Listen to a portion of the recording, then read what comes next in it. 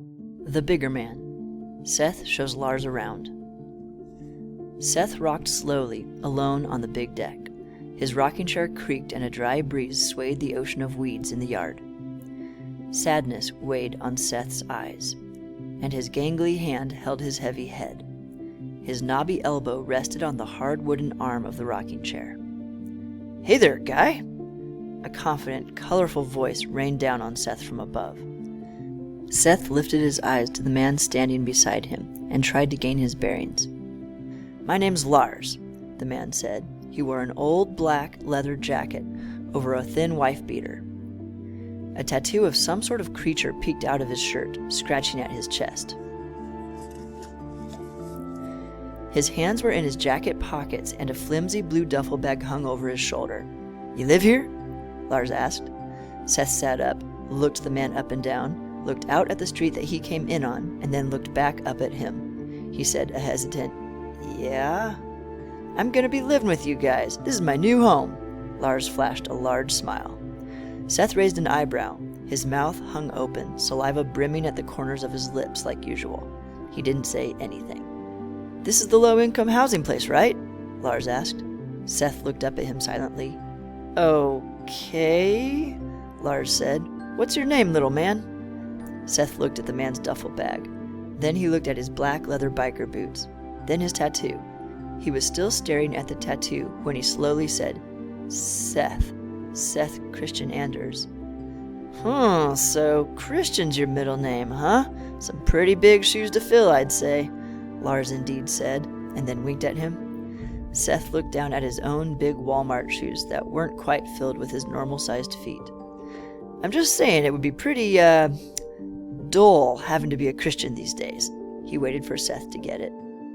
Lars cleared his throat and started again. "You're a funny little man." Lars looked into the windows. "What's the deal with this place? Who else lives here?" Seth looked up at him. "I'm not a Christian. I'm a Catholic." "Okay." Lars was entertained. "So, you want to be a friend and show me around?" Seth perked up a little bit. "You want me to be your friend? Seth shook his head. You want me to show you around?" "Yeah, little man, is that possible?" Lars smiled to himself, but in the direction of Seth, becoming more confident Seth didn't know the difference. The realization of having a new friend took a moment to sink in. Then Seth's excitement pulled him forward, and he hopped out of the rocking chair. Yeah, sure." He cleared his throat. Glancing down at his oversized polo shirt, he saw the food stain under his collar and tried to rub it off. But thinking it would look less obvious, he resorted to just holding his chin over it. Seth pulled his shoulders back and looked out over the front yard. Trying to look natural, but speaking in his tough voice, he said, "So yeah, this is our house. He looked at Lars's face to see how he was doing. Lars smiled, so Seth continued, "This is the yard here. That's our fence. That's our other fence. These are our rocking chairs. He turned around and looked at the house. He looked at the address numbers next to the door, halfway hidden behind a stack of phone books resting against the house. Its address is 606 Broadway. What's with the oxygen bottles and the phone books, brother?" Seth looked down at the crate of oxygen bottles, all in different stages of falling over, which were stacked against the wall of phone books. "Miss Muffin's this old lady," he said, "that lives here. You know her?" Seth glanced up and saw that of course Lars didn't. "Oh yeah, of course not. Well, she leaves her oxygen bottles out here to get picked up and stuff." Lars leaned down, partly to hide his humored smile, examined the plastic strip around the nozzles and said, more sober now, "It looks like some of these are fully pressurized still. Seems like kind of a hazard out here in the elements." Seth didn't hear him and continued, "These are the phone books." He read the title on the top one. "The Yellow Pages, in fact. They've been here for forever." He went over and adjusted one of the stacks against the wall. They began to fall, and he scrambled to put them back in place. Lars opened the screen door, but Seth butted in front of him and opened the bigger door wider. "This is the inside of the house," Seth said, his arms motioning as if it were a showcase in some game show. He thought he was doing a good job of looking cool. The stairs thumped and creaked as Nayeli came hopping down them. She walked quickly down the cement hall with her arms crossed and head low. Her baseball cap sat low on her head, and she almost ran into Seth and Lars. Lars smiled widely at her and stood in the doorway, which he could tell she meant to pass through. "Hello there," he smiled down at her. She looked up at him from under her ball cap. "I'm Lars." He held out his left hand. Nayeli offered her left hand, hiding her right one behind her back. Seth saw a band-aid around the index finger of the hidden hand. Lars took her fingers in the way of an English gentleman and bowed slightly. "It's nice to meet you." She smiled slightly and without thinking said, "Un gusto." She shook her head and stuttered to find the right English words. Lars said, "I speak a little bit of Spanish. Mucho gusto. You seem kind of nervous, my dear." He said this with a challenge in his smile. She looked at him, confused. He tried again. "You look nervous. Nervoso. You know, embarrassed. Embarazado." He smiled charmingly and winked at her. A look of horror crossed her face at the last word. She looked down at her thin waist and curvaceous hips to see if she indeed did look pregnant. She pulled her pants up to cover her tiny tummy, which ripped the band-aid halfway off her finger. Nayeli then flashed a look of hatred at Lars, pushed her way through the door, and stomped down the steps.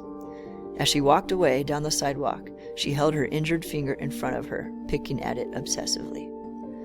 "What's wrong with her, little man?" He admired the full curves of her body, bouncing beneath her tight jeans and t-shirt. The wind furled and unfurled her glossy black hair. "Pfft, I don't know," Seth said, glad to have Lars's attention back. "She does stuff like that sometimes, but she also cooks lots of food and leaves it in the refrigerator. You can have some if you want." "Really? That's interesting. I have a keen interest in food myself. I'm working on starting a restaurant." Seth walked into the living room, not listening to Lars. "This is our house. That's our Christmas tree from a couple years ago. That's our TV. It only gets 2 channels, and they're totally lame, and the sound's messed up.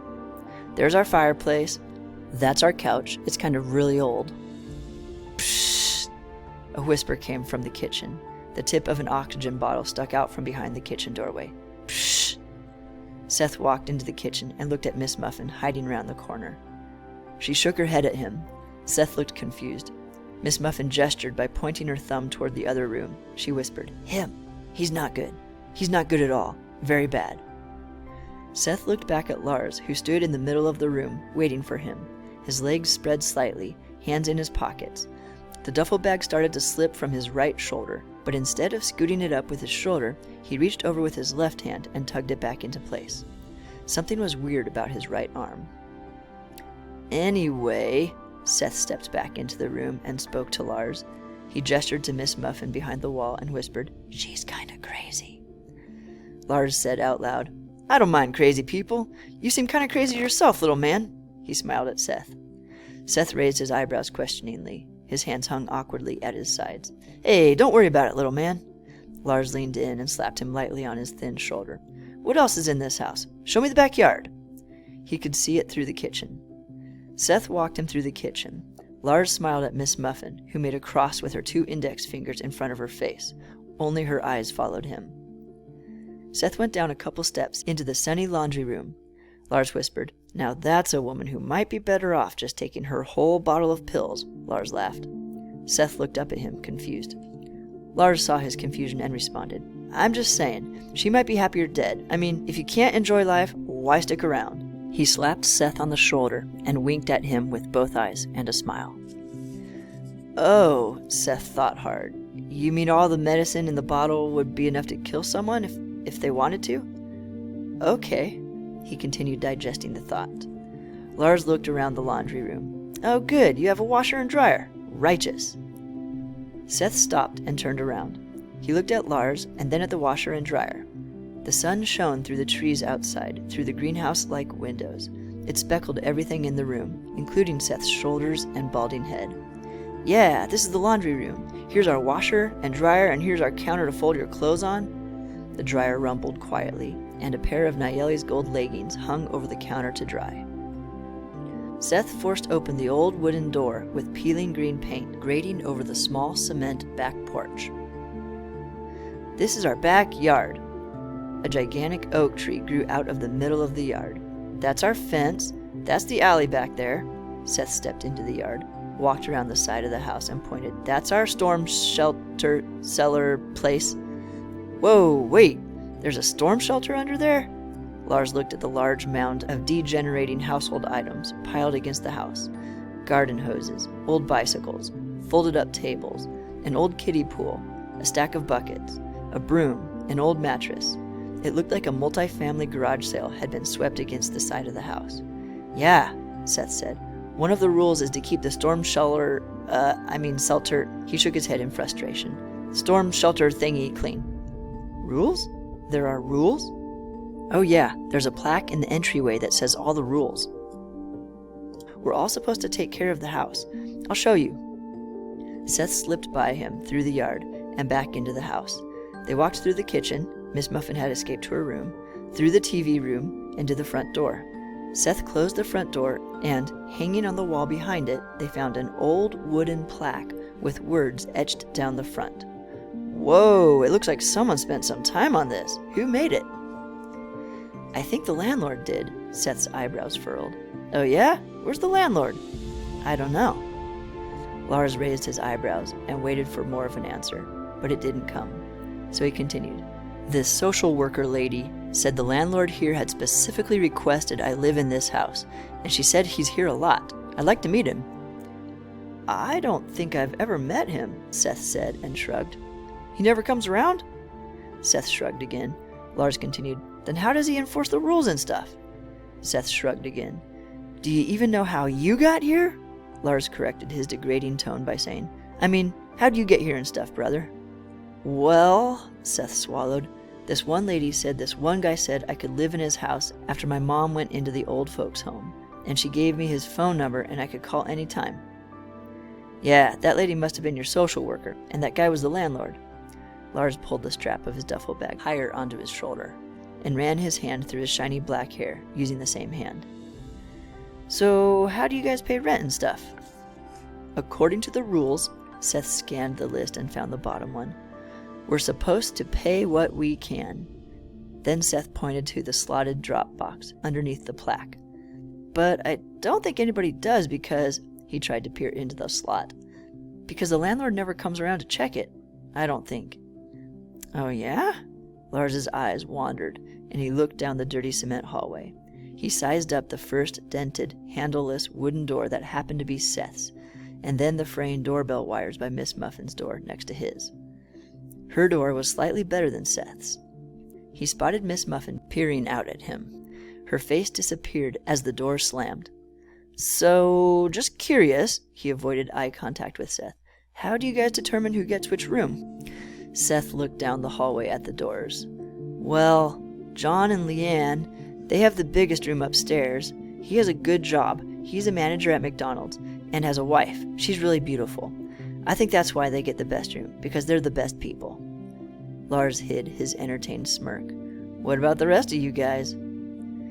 Seth looked at the split in his hollow wooden door and the reflective 00 address stickers on it. He humbly said, "I think we just kind of figure out who deserves what." The sound of clicking toenails trotted down the hall above them, and the dog came down the stairs. She continued down the cement hall and trotted past them, headed for the kitchen. Seth said, "That's Barry, the dog. I don't know her real name, but that's what we call her because she buries everything." Lars laughed. "Okay, Barry the pug dog. All right. So what's upstairs?" Seth and Lars climbed the dirty, carpeted stairs and stood at the top. Bright light poured in through the windows at the end of the hall, illuminating the white plaster walls. "This is Nayeli's room." Seth pointed to an oak door on the left with a cheap plastic yellow flower tucked into the rim of the spyglass. He pointed to the next door on that wall. "And here's the nice bathroom." He pointed across the hall on the right side. "And this is John and Leanne's room. They have the biggest room, and they have a walk-in closet."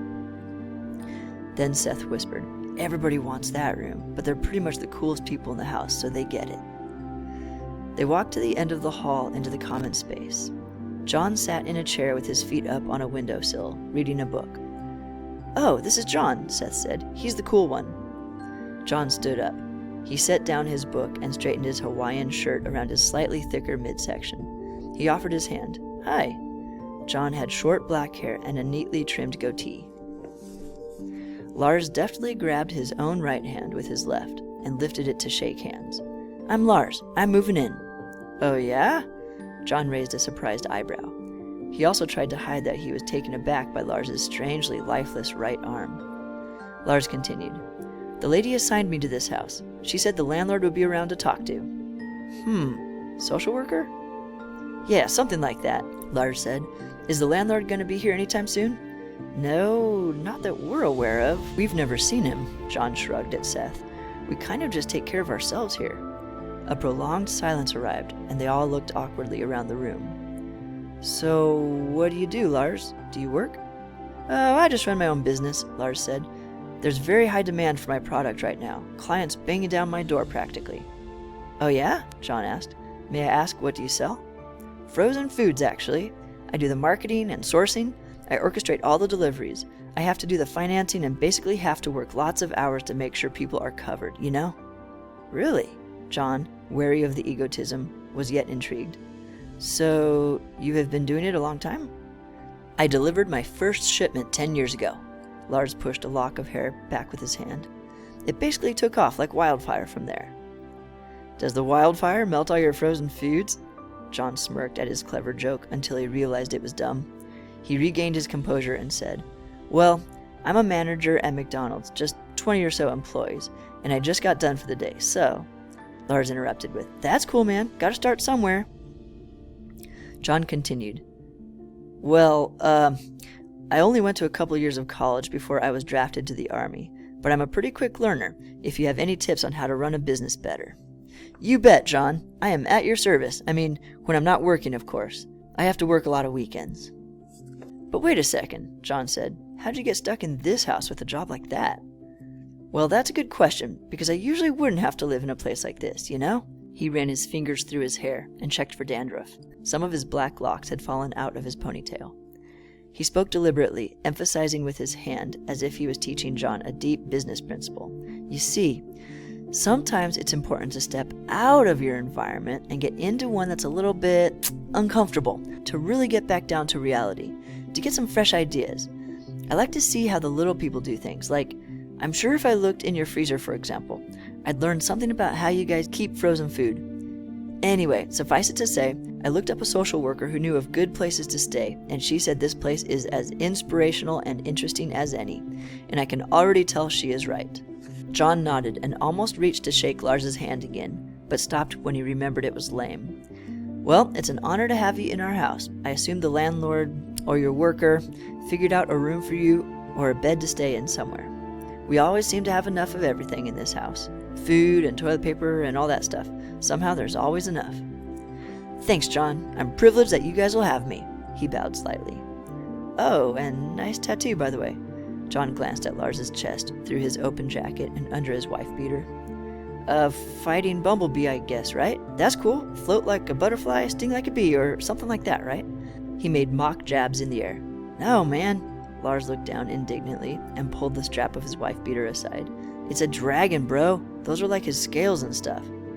Oh. John leaned closer, but felt uncomfortable looking at Lars's chest very long. I see it now, I guess. Yeah, right there, okay. He pointed vaguely at the tattoo. There was a pause. John looked down by Lars's feet. So you've met Barry? Lars looked down at the dog arriving behind him, panting and happy. Lars nodded. John smiled and said, She's a good dog. Pug dog and beagle mix, we think. Poor thing has allergies, though, and she's always on a mission to find something new to Barry. Anyway, welcome to the house. My wife Leanne will be coming home from work soon. She's in retail, and I'm sure she'd like to meet you too. Lars nodded and winked both eyes. He and Seth turned to go back down the stairs. Lars stopped at the bathroom and told Seth, I'll meet you downstairs, my friend. Seth walked down the stairs, letting Lars's words soak in. A smile grew on his face and his chin rose. He whispered proudly to himself, My friend. He reached the bottom of the stairs and walked down the cement hallway without looking at the dirty walls or doors. Then he turned the corner at the end of the hallway and stopped by the front door. Leaning against the corner, he put a hand on his hip and crossed a leg in front of the other. He looked down to make sure he looked cool. Seth's eyes drifted across the living room, an entryway to his left, past the bathroom doorway covered by a shower curtain on his right, and eventually came to rest on the wall in front of him. He glanced up the stairs and then down at himself. He stood up straight and scrubbed at the stain under his collar until he got frustrated and stopped. Eventually, he covered it with his hand and did his best to brush it off mentally. Leaning against the corner again, he put his hand in his pocket like Lars had done, crossed his legs, and then, slowly and seriously, read the rules to seem busy while he waited. Rules for living at 606 Broadway. 1. Respect the landlord. 2.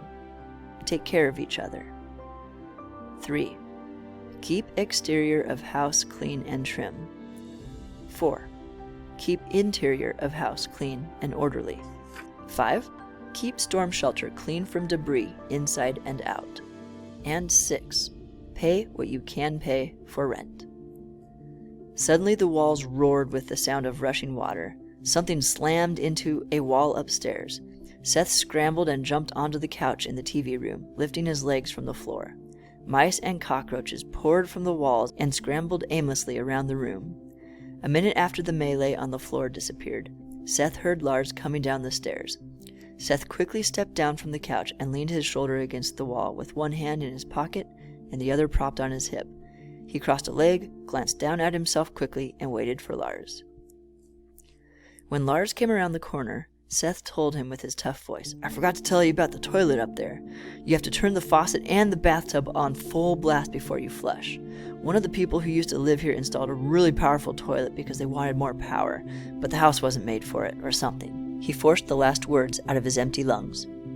Lars responded, "The toilet startled me, but I think it startled the dog more. First he burst into the bathroom while I'm standing there doing my thing, like he's waiting his turn. We need to get a new handle on that door, by the way. And then when I flushed, he ran straight into the door with all his might. I had closed it behind him, but it didn't even faze him. I opened it up and he darted out as fast as he could." Just then, Barry trotted down the stairs with a mouse tail hanging out of her mouth. She continued past them and toward the doggy door, her curly tail wagging the whole way.